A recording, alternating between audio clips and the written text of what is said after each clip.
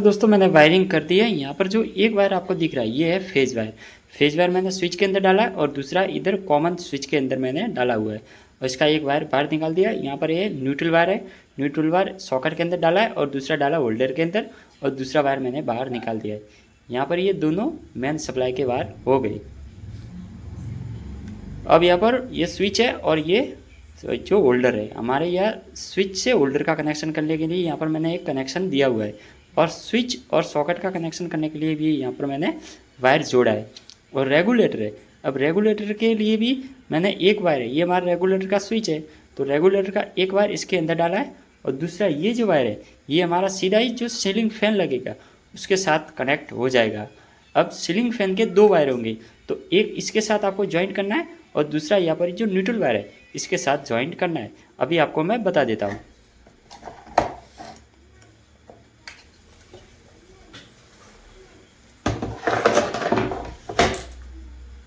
देखिए यहाँ पर जो मेन सप्लाई है इसके वायर मैंने डाल दिए इसके अंदर।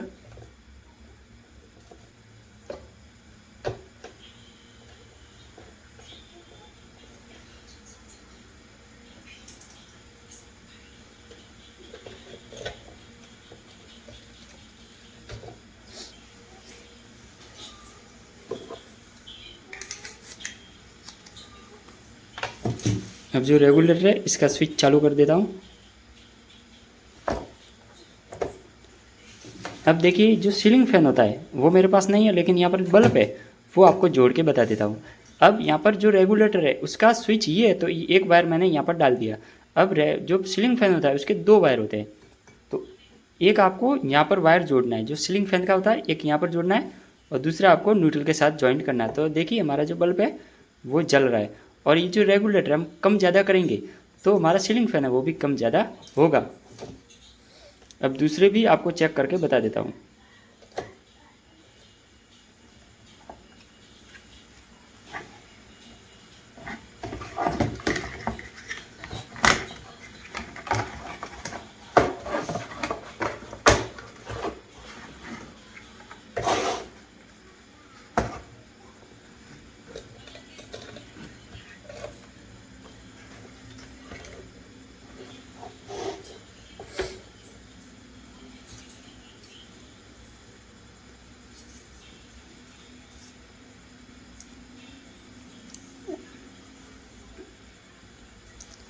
अब हमारा ये सॉकेट है, सॉकेट के अंदर इसको मैं डाल देता हूँ। देखिए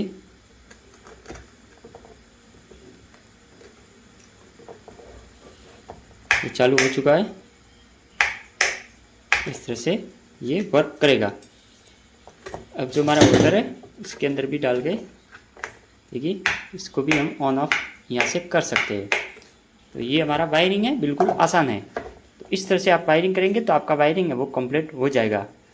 उम्मीद है कि इस वीडियो से अच्छी जानकारी मिली होगी। वीडियो अच्छा लगा तो लाइक कीजिए और हमारे चैनल को सब्सक्राइब जरूर कीजिए।